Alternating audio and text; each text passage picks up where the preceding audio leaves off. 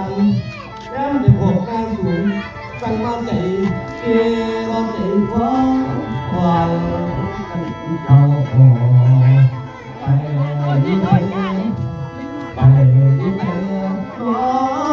หน้าอ้อมกว่า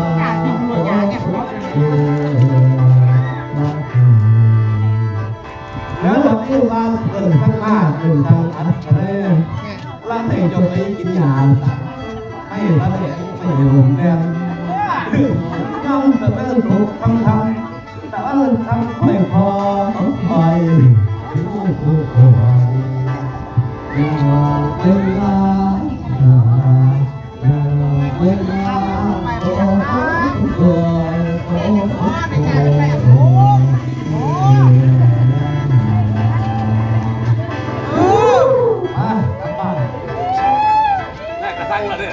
สั่งแล้วก็เตยที่หลังก็ถูกเอานี่นะ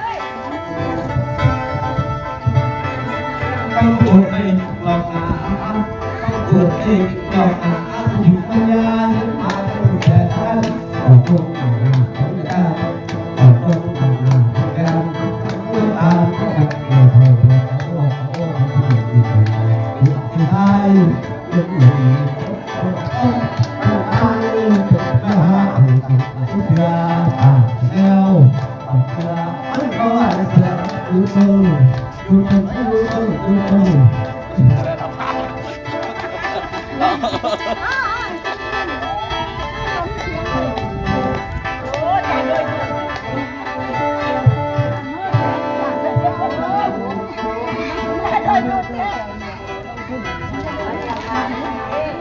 เดี๋ยวจะเจ้าผมเจ้าจ่ายกินอยู่